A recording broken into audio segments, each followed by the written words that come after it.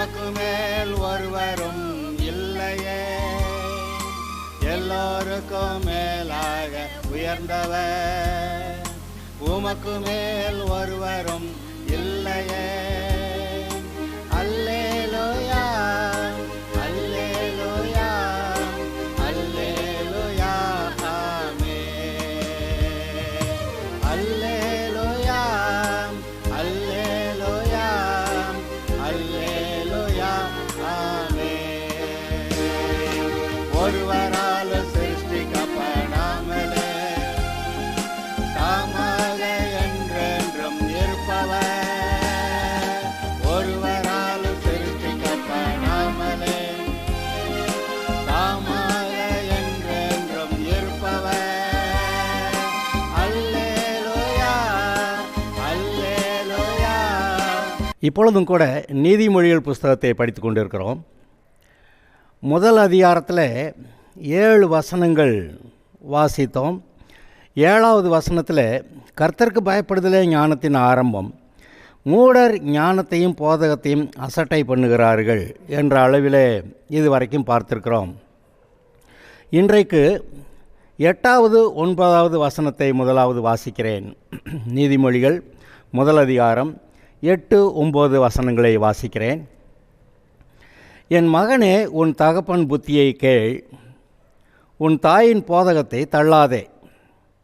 அவைகள் உன் சிரசுக்கு அலங்காரமான முடியும், உன் கழுத்துக்கு சரப்பணியுமாயிருக்கும். திரும்ப வாசிக்கிறேன், இதை கவனிங்க. என் மகனே, உன் தகப்பன் புத்தியை கேள், உன் தாயின் போதகத்தை தள்ளாதே. அவைகள் உன் சிரசுக்கு அலங்காரமான முடியும், உன் கழுத்துக்கு சரப்பணியுமாயிருக்கும். பாருங்க, மகனே தான் தேவன் தம்முடைய பிள்ளைகளை, சிறு பிள்ளைகளாக இருந்தாலும் சரி, பெரியவங்களாக இருந்தாலும் சரி, மகனே மகளே என்று அழைக்கிறார். இங்கே சொல்கிறாரு, அந்த தேவனுடைய வார்த்தையை கேட்டு நிதானிக்கிற அளவுக்கு சிறு பிள்ளைகள் வளர்ந்த பிறகு தேவன் அவர்களுடைய நேரடியாக பேசுகிறார். இப்பொழுது அவர் சொல்லுகிறார், உன் தகப்பன் புத்தியை கேள், உன் தாயின் போதகத்தை தள்ளாதே. பாருங்க, சிறு பிள்ளைகளாக இருக்கும்போது நேரடியாக தேவன் பேசுவதை கவனித்து அதற்கேற்றாற்போல் செயல்படுவதற்கு விவரம் இல்லாதவர்களாக இருக்கிறார்கள். ஆதலால் தாயும் தகப்பனுமே தேவனுடைய ஸ்தானத்தில் இருந்து பிள்ளைகளை தேவனுக்கேற்ற வளர்க்கிற வளர்ப்பு, அந்த பொறுப்பு அவர்களுக்கு கொடுக்கப்பட்டிருக்கிறது. நீங்கள் வாசிங்கன்னா, பிள்ளைகளே உங்கள் பெற்றாருக்கு கர்த்தருக்குள் கீழ்ப்படியுங்கள், இது நியாயம். நீ நன்றாக இருப்பதற்கும் பூமியில் உன் வாழ்நாள் நீடித்திருப்பதற்கும் உன் தகப்பனையும் தாயையும் கனம் பண்ணுவாயாக, அப்படி எழுதியிருக்கு. பாருங்கள், பிள்ளைகளே உங்கள் பெற்றாருக்கு கர்த்தருக்குள் கீழ்ப்படியுங்கள், இது நியாயம். நீங்கள் நன்றாக இருப்பதற்கும் பூமியில் உன் வாழ்நாள் நீடித்திருப்பதற்கும் உன் தகப்பனுக்கும் உன் தகப்பனையும் உன் தாயையும் கனம் பண்ணுவாயாக. பாருங்கள், தகப்பனையும் தாயையும் கனம் பண்ணுனா நீ நல்லா இருப்ப, நீண்ட நாள் வாழ்ந்திருப்பேன்னு கர்த்தர் சொல்லிட்டாரு. இன்னொரு விஷயம் சொல்கிறேன், இந்த பூமியில் நம்முடைய பெற்றோர் தான் நம்முடைய நல்வாழ்வுக்காக, நம்முடைய ஆசீர்வாதத்துக்காக முழு இருதயத்தோடு பிரயாசப்படுவார்கள். மற்ற நண்பர்கள், உறவினர்கள், சில நண்பர்கள் இருக்கலாம், இல்லைன்னு இல்லை, அது விசேஷமானது தான்.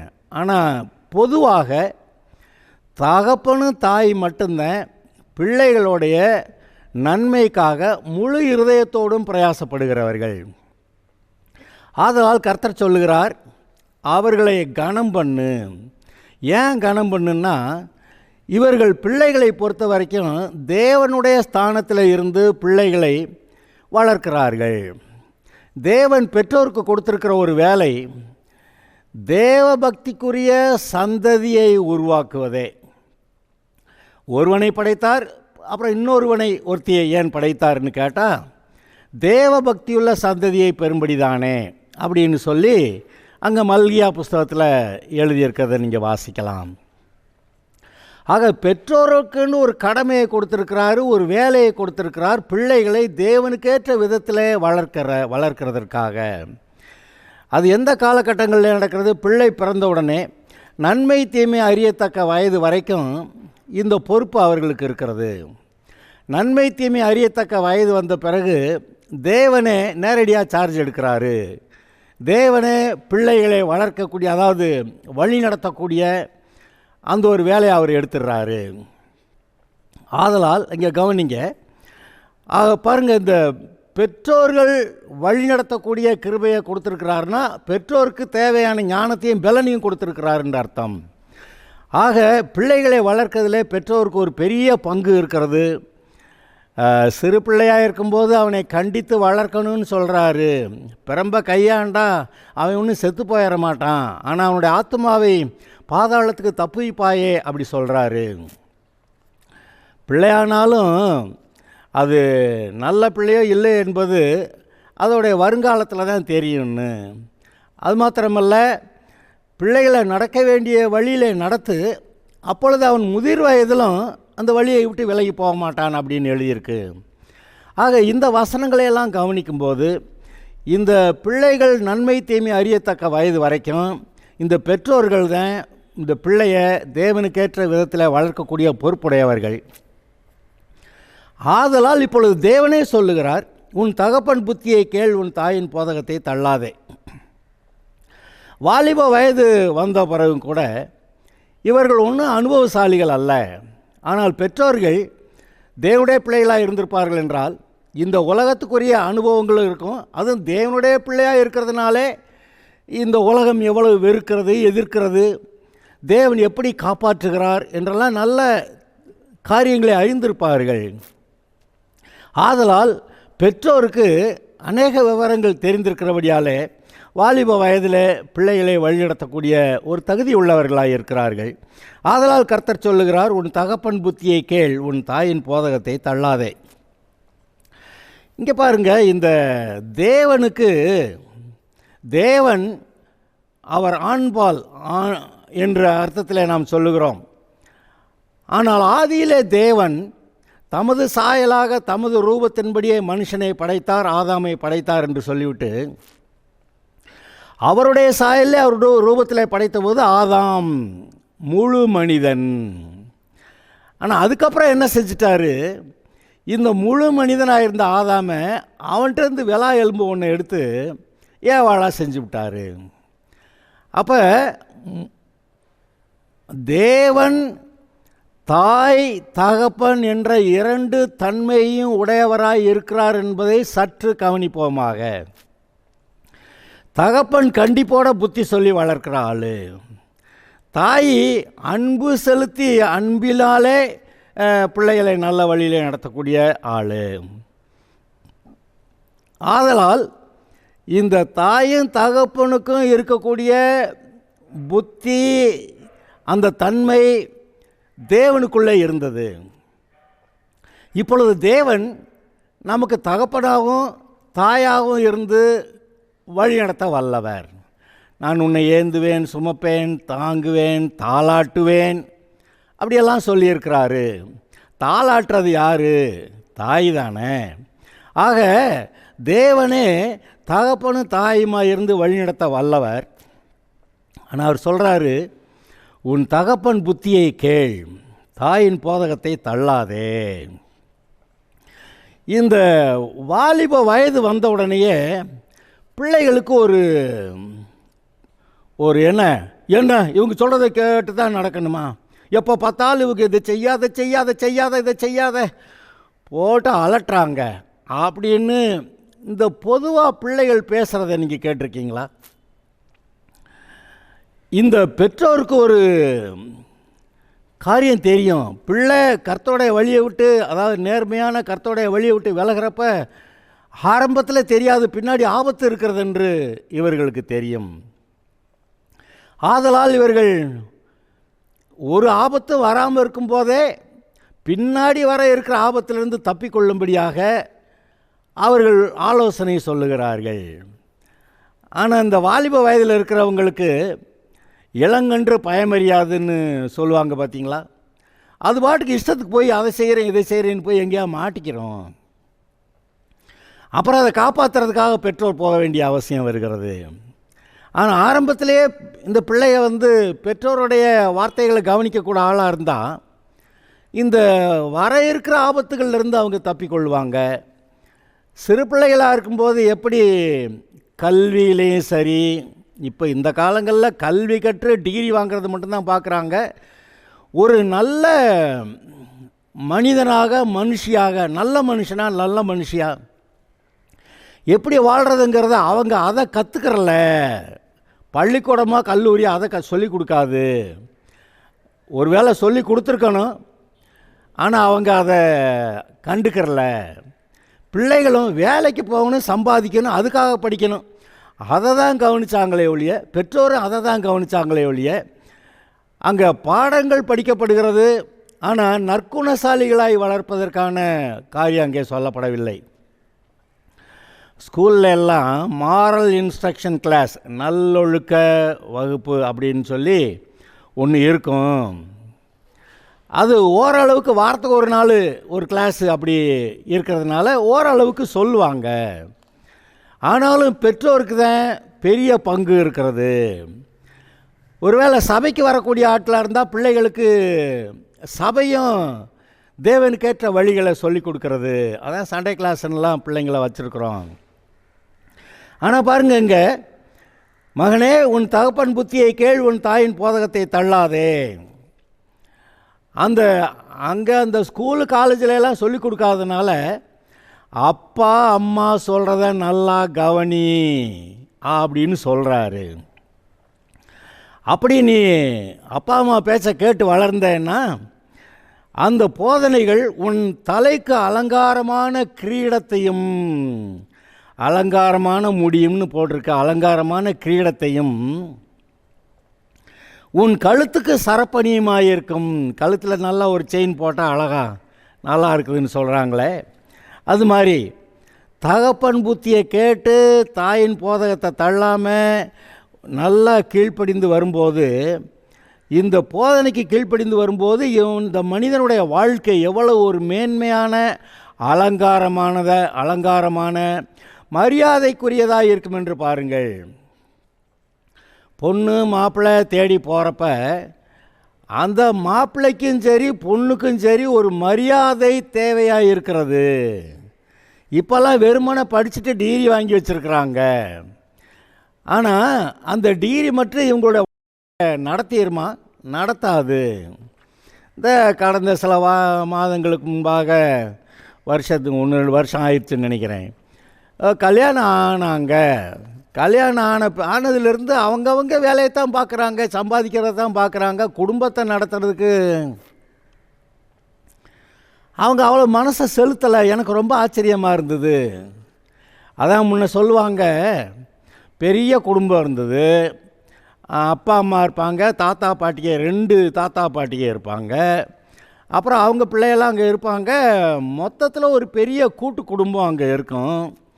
அதில் நல்லது கெட்டது அல்லது நெருக்கங்கள் அல்லது விசாலங்கள், எதில் எவ்வளவு ஈஸி மக்களோடு எப்படி அட்ஜஸ்ட் பண்ணுறது, அப்படி அதே சமயத்தில் எப்படி நற்குணசாலியாக இருக்கிறது, பெரியவங்க இருப்பாங்க, அவங்க புத்தி சொல்லி நடத்தக்கூடிய அப்படி அமைப்பெல்லாம் இருந்தது. ஆனால் இப்போ இந்த காலங்களில் என்ன ஆச்சுன்னு கேட்டால், அவங்கவங்க மாப்பிள்ளை பொண்ணு நிறையா சம்பாதிச்சதுனால நாங்கள் மட்டும் ஏன் சம்பாதிச்சு மொத்தமாக அத்தனை பேருக்கு சாப்பாடு போடணும்னு தனி குடும்பம் அமைச்சாங்க. தனி குடும்பம் அமைச்சிட்டு அப்புறம் பார்த்திங்கன்னாக்க இப்போ இந்த செல்ஃபோன் வேறு வந்துச்சுங்களா, செல்ஃபோன் வேறு வந்துச்சு. தனி குடும்பம் அமைச்சா அவங்க பிள்ளைய வச்சுருந்தாங்க, ரைட்டு. ஆனால் இப்போ செல்ஃபோன் வந்ததுனால இப்போ புதுசாக கல்யாணம் பண்ணுறவங்க ஒருத்தர் கட்டி பிடிச்சிக்கிட்டு, பொண்ணு அந்த பக்கம் இருக்க செல்லை கை வச்சு பார்த்துக்கிட்டு இருக்குது, மாப்பிள்ளை இந்த பக்கத்தில் தலையை வச்சுக்கிட்டு அங்கிட்டு செல்லை பார்த்துக்கிட்டு இருக்கானா அப்படின்னு ஒரு காட்சியை இப்பொழுது படம் பிடித்து காட்டுகிறார்கள். புருஷன் மனைவியாக வீட்டில் இருந்தாலும் அவங்க செல்லை பார்த்துக்கிட்டே தான் நேரத்தை போக்குறாங்களே ஒழிய, புருஷன் மனைவியோ மனைவி புருஷனையோ கவனிக்கக்கூடிய, அவங்களுடைய நன்மையை கவனிக்கக்கூடிய, அவங்களுடைய காரியங்களை பார்க்கக்கூடிய அளவுக்கு மனதை செலுத்துகிறதுக்கு ஆட்கள் இல்லை பாருங்க. இப்போ இப்போ நம்ம வழி நடத்துகிறது எது? கொஞ்ச காலத்துக்கு முன்னாடி சினிமா தான் மக்களை வழி நடத்துச்சு. இப்போ வழி நடத்துகிறது செல்ஃபோன். செல்ஃபோனில் என்னென்னத்தை அவங்க எடுத்து பார்க்குறாங்களோ அதெல்லாம் அவங்க வாழ்க்கையை நடத்திக்கிட்டு இருக்குது. அப்பா அம்மா நடத்தணும்னு சொன்னார் கர்த்தர். சரி, அதுக்கப்புறம் ஸ்கூலில் காலேஜில் அங்கே இருக்கக்கூடிய ஆசிரியர்கள் அவங்க ஓரளவுக்கு செவ்வையாக சொல்லுவாங்க. ஆனால் அதுக்கப்புறம் பார்த்திங்கன்னா சமுதாயத்தில் வேலைக்கு போகும்போது கர்த்தருடைய வசனத்தை கவனிக்கலைன்னாக்க அங்கே ஏகப்பட்ட பிரச்சனைகளுக்குள்ளே மாட்டிக்கிடுவோம். அதனால தான் நீதிமொழிகள் புஸ்தகமெல்லாம் எழுதி வச்சுருக்கு. இந்த பொல்லாத இந்த உலகத்தில் நாம் எப்படி ஒரு நல்ல பாதுகாப்பான ஒரு ஆசீர்வாதமான வாழ்க்கையை வாழணும்னா இந்த நீதிமொழிகளை படிங்கன்னு கர்த்தர் சொல்கிறாரு. பொல்லாத உலகத்தில் எப்படி நீ நீதிமானா அதே சமயத்தில் ஆசீர்வாதமாக வாழ்கிறதுன்னு அதுக்காக தான் நீதிமொழிகள் புஸ்தகம் எழுதியிருக்கு. இப்போ அவங்க வேலைக்கு போவாங்க, இந்த கர்த்தர் கொடுத்த போதனையை கவனிக்காமல் அல்லது பெற்றோர் கொடுத்த போதனைகளை கவனிக்காமல் இவங்க இஷ்டத்துக்கு போனாங்கன்னா வேலை செய்கிற இடத்துல அங்கே கெடுபடியாக இருக்கும் பாருங்கள். இந்த பாவத்தையும் அந்த பாவத்தையும் சேர்த்து செய்யணும் அப்படிங்கிற மாதிரியெல்லாம் இருக்கும். அப்போ அந்த பாவங்களை எதிர்த்து நிற்கக்கூடிய திராணி அவர்களிடத்தில் இல்லாமல் இருக்கிறது. அது மட்டுமல்ல, அவர்கள் தங்களுடைய பிள்ளைகளை மட்டும்தான் கவனித்தாங்க. அதுக்கே பெரிய போராட்டம் ஆயிடுச்சு. இப்போ என்ன பண்ணிட்டாங்க, செல்ஃபோன் கல்யாணம் பண்ண ஒரு பாடு செல்ஃபோனே கவனிச்சுக்கிட்டு இருக்கிறாங்க. குடும்பத்தில் மனைவி இருக்கிறா, புருஷன் இருக்கான், பிள்ளைங்க இருக்காங்க. மனைவி புருஷனை பற்றி நினைக்க நேரம் இல்லை, புருஷனுக்கு மனைவியை பற்றி நினைக்க நேரம் இல்லை, வீட்டு காரியங்களை கவனிக்க 2 பேருக்குமே நேரம் இல்லை, பிள்ளைகளையும் கவனிக்க 2 பேருக்குமே நேரம் இல்லை. பிள்ளைகளுடைய ஒரு கம்ப்ளைண்ட் என்ன தெரியுமா? அப்பா என்ன செய்கிறாரு? அவர் செல்ஃபோன் பார்த்துக்கிட்டு இருக்கிறாருங்க. அம்மா என்ன செய்கிறாங்க? அவங்களும் செல்ஃபோன் பார்த்துக்கிட்டு இருக்கிறாங்க. நீங்கள் என்ன செய்கிறீங்க? எங்களுக்கு ஆளுக்கு ஒரு செல்ஃபோன் வாங்கி கொடுத்துருக்காங்க. வாழ்க்கை எங்கே போகிறது? இது எங்கே போய் முடியும் என்று கவனியுங்கள், நன்றாய் கவனியுங்கள். தேவனுக்கு ஏற்ற சந்ததி, அதாவது தேவ பக்தியுள்ள சந்ததியை பெரும்படி தான் பிள்ளைகளை பெற்றுக்கொள்கிறதற்கு தேவன் குடும்பத்தில் அருள் செய்திருக்கிறார். ஆனால் இப்போ போகிற பார்த்தா இந்த பெற்றோருக்கு பிள்ளைகளே தேவையில்லை. ஏன்னா அவங்கள வளர்க்கறதுக்கு தேவையான அந்த கவனம் செலுத்துவதற்கு நேரம் அவர்களால் கொடுக்க முடியவில்லை. அப்புறம் பிள்ளைகளும் தாறுமாறாக தான் வளருது. அதுக்கு கணக்கே இல்லை, அது என்ன போய் எங்கே முடியுதுன்னு கணக்கே இல்லை. ஆனால் அருமையானவர்களே, இதை கவனியுங்கள், பெற்றோர்கள் இதை கவனிக்க வேண்டும். என் மகனே, உன் தகப்பன் புத்தியை கேள், உன் தாயின் போதகத்தை தள்ளாதே. அவைகள் உன் சிரசுக்கு அலங்காரமான முடியும், உன் கழுத்துக்கு சரப்பணியுமாயிருக்கும். சிரசுக்கு அலங்காரமான முடியும்னா பொண்ணு மாப்பிள்ளை போய் பார்க்க போகிறப்ப, வாலிபாவில் பார்க்க போகிறப்ப அந்த மாப்பிள்ளை ஒரு மரியாதைக்குரிய ஆளாக, நல்லா சம்பாதிக்கிறவரா, அவர் வேலை பார்க்குற இடங்களில் போக்குவரத்தில் சொந்த பந்தங்கள் மத்தியில் நல்ல மனுஷன்னு பேர் வாங்கி இருந்திருப்பார். அதுதான் பாருங்கள் உன் தலைக்கு சிரசுக்கு அலங்காரமான கிரீடம் அப்படி சொல்லியிருக்கு. அது உன் கழுத்துக்கு சரப்பணியுமாக இருக்கும். நல்ல செயின் போட்டால் எப்படி அழகாக இருக்கோ அதுபோல் அது இந்த எனக்கு விளங்கலை. அது ஆண்கள்லாம் இப்போ செயின் போட்டுக்கிட்டு மைனர் செயினா அல்லது சண்டியர் செயினா? மைனர் போட்டிருந்தா மைனர் செயின், சண்டியர்கள் போட்டிருக்க செயின் சண்டியர் செயின்.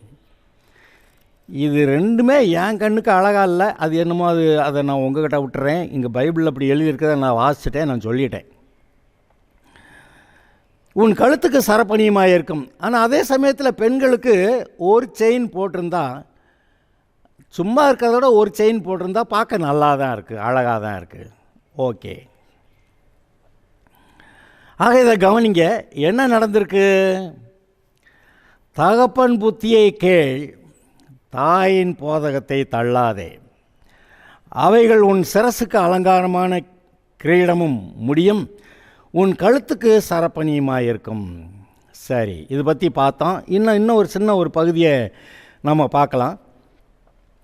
10வது வசனத்திலிருந்து 19வது வசனம் வரைக்கும் நான் வாசிக்கிறேன். 10 முதல் 19 வரைக்கும் வாசிக்கிறேன்.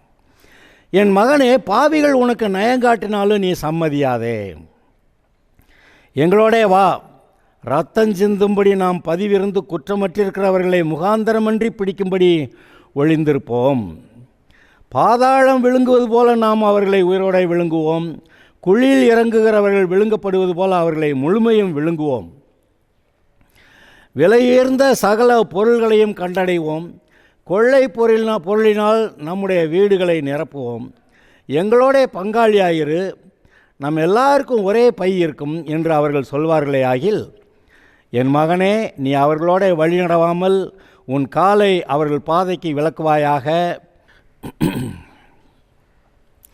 எங்களோட பங்காளியாயிரு, நம் எல்லாருக்கும் ஒரே பை இருக்கும் என்று அவர்கள் சொல்வார்களே ஆகில், என் மகனே, நீ அவர்களோட வழி நடவாமல் உன் காலை அவர்கள் பாதைக்கு விலக்குவாயாக. அவர்கள் கால்கள் தீங்கு செய்ய ஓடி இரத்தம் சிந்த தீவிரிக்கிறது. எவ்வகையான பட்சியானாலும் சரி, அதன் கண்களுக்கு முன்பாக வலையை விருப்பது விருதா. இவர்களோ தங்கள் இரத்தத்துக்கே பதிவிருக்கிறார்கள், தங்கள் பிராணனுக்கே ஒளி வைத்திருக்கிறார்கள். பொருளாசையுள்ள எல்லாருடைய வழியும் இதுவே. இது தன்னை உடையவர்களின் உயிரை வாங்கும். இங்கே பாருங்க, இங்கே ஐஸ்வர்யம் அல்லது பொருளாதாரத்தை சம்பாதிப்பதை பற்றி இங்கே இந்த 10வது வசனம் முதல் 19வது வசனம் வரைக்கும் இருக்கிறதை வாசிக்கிறோம். ஆரம்பத்தில் 2 வசனத்தில் சில முக்கியமான வரிகள் வந்துடுது. என் மகனே, பாவிகள் உனக்கு நயங்காட்டினாலும் நீ சம்மதியாதே. எங்களோடைய வா, ரத்தம் சிந்துபடி நாம் பதிவிருந்து இருக்கிறவர்களை முகாந்தரமின்றி பிடிக்கும்படி ஒளிந்திருப்போம். பாதாளம் விழுங்குவது போல் அவர்களை நாம் உயிரோடை விழுங்குவோம். குழியில் இறங்குகிறவர்கள் விழுங்கப்படுவது போல அவர்களை முழுமை விழுங்குவோம். விலையுயர்ந்த சகலவித பொருள்களையும் கண்டடைவோம். கொள்ளை பொருளினால் நம்முடைய வீடுகளை நிரப்புவோம். இங்கே பாருங்க, பாவிகளோடு சேர்ந்து மொத்தமாக கொள்ளையடித்து தேவையான பொருளாதாரத்தை சம்பாதிக்கிறது, அது பற்றி இதில் எழுதியிருக்குது. நான் முன்னே சொல்லியிருக்கிறேன், தேவன் ஒருவர் மட்டுமே தம்முடைய பிள்ளைகளுக்கு பரலோகத்திலிருந்து நன்மையை அனுப்புகிறவர். இந்த ரட்சிக்கப்படாத கூட்டம் எல்லாம் தேவனிடத்திலிருந்து ஒரு நன்மையையும் பெற முடியாது. ஆதலால் அவங்க பக்கத்தில் யார் என்ன வச்சுருக்காங்கன்னு பார்த்தா அதை கொள்ளையடிக்கிறத பற்றியே நினச்சிக்கிட்டு இருப்பாங்க. பாருங்கள், சிறு பிள்ளைகளை இருக்கிற வரைக்கும் அண்ணன் தம்பியை, அப்புறம் கொஞ்சம் வயசானோம்னா அவங்க பங்காளியை, அதுக்கப்புறம் அவங்க பகையாளியை. அப்படி தானே இந்த உலகம் சொல்லுது. முதல்ல அண்ணன் தம்பியை, அப்புறம் பங்காளியை, அதுக்கப்புறம் பகையாளியை. என்னது, வயசு ஆக ஆக பங்காளியாக இருக்கிறான், அதுக்கப்புறம் அவன்கிட்ட இருக்கிறத இவன் பிடுங்கணுன்னு பகையாளியாகவே மாறிடுறான். ரட்சிக்கப்படாத மனிதர்கள், உலகம், சமுதாயம் இப்படித்தான் இருக்கிறது. நீங்கள் பைபிளில் சில காரியங்களை வாசிக்கலாம். அந்த ராஜாக்களுடைய காலம் வந்த பிறகு நீங்கள் கவனிச்சிங்கன்னா, அங்கே அந்த தேசத்து ராஜா இந்த தேசத்தில் யுத்தத்துக்கு போனால் அங்கே கொள்ளையடிச்சிட்டு போனால் அப்படியா எழுதியிருக்கோம். யுத்தங்கள் எதற்காக நடந்தனன்னு பார்த்தீங்கன்னா, பக்கத்து தேசங்களில் இருக்கக்கூடிய ராஜாவை கொள்ளையடித்து, அந்த ஊரை கொள்ளையடித்து இவங்க நல்லா வாழ்கிறதுக்காக எல்லாம் செஞ்சுருக்கிறாங்க. அருமையானவர்களே, இந்த ரட்சிக்கப்படாத ஆளுங்க எப்போதுமே கொள்ளையடிக்கிறவங்க தான், அடுத்தவங்ககிட்ட இருந்து பிடுங்கிறது தான் இவங்களுடைய வேலை. ஆனால் தேவன் நன்மையான எந்த ஈவும் பூரணமான எந்த வரமும் பரத்திலிருந்து உண்டாகி ஜோதிகளின் பிதாவிடத்திலிருந்து இறங்கி வருகிறது அப்படின்னு வாசிச்சிருக்கமே, அதுபோல் தேவன் மட்டுமே பரலோகத்திலிருந்து நன்மையை அனுப்பக்கூடியவர். இங்கே கர்த்தர் சொல்கிறாரு, என் மகனே, பாவிகள் உனக்கு நயங்காட்டினாலும் நீ அவர்களுக்கு சம்மதியாதே. எங்களோடே வா, ரத்தம் சிந்தும்படி நாம் பதிவிருந்து குற்றமற்றிருக்கிறவர்களை முகாந்திரமின்றி பிடிக்கும்படி ஒளிந்திருப்போம். பாதாளம் விழுங்குவது போல நாம் அவர்களை உயிரோடை விழுங்குவோம். குழியில் இறங்குகிறவர்கள் விழுங்கப்படுவது போல அவர்களை முழுமை விழுங்குவோம். அவங்களை விழுங்கிட்டு விலையுயர்ந்த சகலவித பொருள்களையும் கண்டடைவோம். கொள்ளை பொருளினால் நம்முடைய நிரப்புவோம். எதால்? கொள்ளை பொருளினால். வேலை செஞ்சு சம்பாதிச்சு இல்லை. ஆனால் கர்த்தர் சொல்கிறாரு, நீ வேலை செஞ்சு சம்பாதிச்சு நிறையா இருக்க மீதி இருக்கிற மாதிரி கர்த்தர் கொடுப்பாரு. அப்போ நீ ஏழைகளுக்கு கொடுக்கலாம் அப்படிங்கிற அர்த்தத்தில் தான் அவர் சம்பாத்தியத்தை பற்றி பேசுகிறாரு.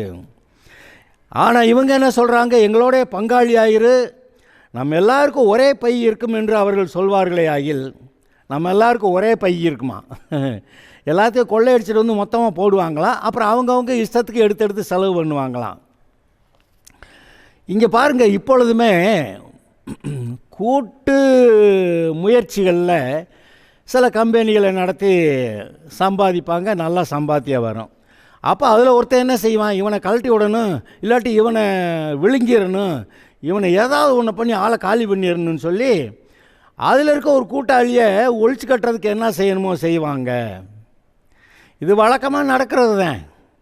ஏன்னா எங்களுடைய பங்காளி ஆயிரு, நம்ம எல்லாருக்கும் ஒரே பை இருக்கும் என்று அவர்கள் சொல்வார்கள். ஆனால் என்ன செய்வாங்க, கடைசியில் உன்னைய கழுத்தறுத்துருவாங்க. என் மகனே, நீ அவர்களுடைய வழி நடவாமல் உன் காலை அவர்கள் பாதைக்கு விலக்குவாயாக. அவங்க கூட சேர்ந்து நடக்காதப்பா அப்படி சொல்கிறாரு. அவர்கள் கால்கள் தீங்கு செய்ய ஓடி ரத்தஞ்சிந்த தீவிரிக்கிறது. தீங்கு செய்கிறதுக்கு தான் ஓடுறாங்களா, யாருக்காக கேடு செய்யணும். சிலருக்கு அடுத்தவங்களுக்கு யாராவது சண்டை மூட்டி விடலைன்னா தூக்கம் வராது. தீங்கு செய்கிறதுக்காக அவர்களுடைய கால்கள் ஓடுதான். ரத்தம் சிந்த தீவிரிக்கிறது. மனுஷ ரத்தத்தை சிந்துறதுன்றது, ரத்தத்தில் தான் ஜீவன் இருக்கிறது. மனுஷன் தேவனுடைய சாயலில் இருக்கான். மனுஷனுடைய ரத்தத்தை சிந்துனா தேவனையே அட்டாக் பண்ணி, தேவனுடைய சாயல் இருக்க மனுஷனை சிந்துனா தேவனையே அட்டாக் பண்ணி அவருடைய ரத்தத்தை உறிஞ்சிற மாதிரி ஒரு காரியம் என்று பைபிள் சொல்லுகிறது. தேவனுடைய சாயலில் இருக்க மனுஷனுக்கு விரோதமாக எது செஞ்சாலும் அது பாவம். அவன் ரட்சிக்கப்பட்டிருக்கானோ இல்லையா அதெல்லாம் கணக்கு வேறு. அவன் சிருஷ்டிக்கப்பட்ட தேவனுடைய சாயலில் அந்த ரூபத்தில் அவனை அட்டாக் பண்ணி ரத்தத்தை சிந்துனா தேவனையே அட்டாக் பண்ண மாதிரி தான். அவர்கள் கால்கள் தீங்கு செய்ய ஓடி ரத்தம் சிந்த தீவிரிக்கிறது. எவையான பட்சியானாலும் சரி அதன் கண்களுக்கு முன்பாக வலையை விரிப்பது விருதா. அது பறவைக்க வலை விரிக்க போகிறேன், விரிச்சுக்கிட்டு இருக்கான்னு பார்த்தா அங்கே போய் இறங்குமா தீனி சாப்பிட்றதுக்கு? போகாது. ஆனால் இந்த ஆட்களோ இவர்களோ தங்கள் ரத்தத்துக்கே பதிவிருக்கிறார்கள். அடுத்தவனை கொன்று கடைசிக்கு இவன் பாவத்தை கட்டிக்கிட்டு இவன் நரகம் போகிறவனாக மாறுறான். தங்களுடைய ரத்தத்துக்கே பதிவிருக்கிறார்கள், தங்கள் பிராணனுக்கே ஒளி வைத்திருக்கிறார்கள், கண்ணி வைக்கிறாங்க. பொருளாசையுடைய எல்லாருடைய வழியும் இதுவே. இது தன்னை உடையவர்களின் உயிரை வாங்கும். என்னது? பொருளாசை தன்னை உடையவர்களின் உயிரை வாங்கும். நிறைய புதையல் எடுக்க போகிறேன்னு போய் வழியில் எவ்வளோ பேர் செத்து போயிடுவாங்க. அங்கே போய் கொள்ளையடிச்சிட்டு வர்றேன்னு போயிட்டு வர்றதுக்கு முன்னாடி எல்லாம் செத்து போயிடுவாங்க. இப்படி அநேக கதைகள் நம்ம கேள்விப்படுறோம். கதைகள் எங்கேருந்து உருவாகுது? சமுதாயத்தில் நடக்கிற காரியங்களை பார்த்து தான் கதைகள் உருவாகின்றன. ஆக பாருங்கள், இந்த பொல்லாத ரட்சிக்கப்படாத மக்களோட கூட சேர்ந்து வழி நடந்தால் அது எவ்வளவு தீங்காக முடிகிறது என்று பாருங்கள். முதல்ல பார்த்தா, மகனே உன் தகப்பன் புத்தியை கேள், உன் தாயின் போதகத்தை தள்ளாதே, அவைகள் உன் சிரசுக்கு அலங்காரமான முடியும், உன் கழுத்துக்கு சரப்பணியுமாக இருக்கும். அதுக்கப்புறமா, மகனே பாவிகள் உனக்கு நயங்காட்டினாலும் நீ சம்மதியாதே. நயங்காட்டுவாங்க, நயந்து பேசுவாங்க, மாட்டிக்கிறாதேன்றார் இந்த பகுதியில். அந்த யாக்கோபு முதல் அதிகாரத்தில் ஒரு வசனத்தை நான் உங்களுக்கு வாசித்து காமிச்சு முடிக்கிறேன். யாக்கோபு முதல் அதிகாரம், ஆசீர்வாதங்கள் தேவனிடத்திலிருந்து மட்டுமே வருகிறது, வேறு எங்கேருந்து வராது. நான் அதை வாசிக்கிறேன். யாக்கோபு முதல் அதிகாரம் 17வது வசனம். நன்மையான எந்த ஈவும் பூரணமான எந்த வரமும் பரத்திலிருந்து உண்டாகி ஜோதிகளின் பிதாவிடத்திலிருந்து இறங்கி வருகிறது. எவ்வளவு நல்லா சொல்லியிருக்கு பார்த்தீங்களா? நன்மையான எந்த ஈவும் பூரணமான எந்த வரமும் பரத்திலிருந்து உண்டாகி ஜோதிகளின் பிதாவிடத்திலிருந்து இறங்கி வருகிறது, வேற எங்கேருந்து வராது. ஆதலால் மகனே மகளே, தகப்பனுடைய புத்தியை கேள், தாயுடைய போதத்தை தள்ளாதே, கண்ட பாவிகளோடு சேர்ந்து நடவாதே, அவர்களுடைய உறவு உனக்கு தேவையில்லை, வேண்டாம் என்று பைபிள் எச்சரிக்கிறது. Okay, God bless you.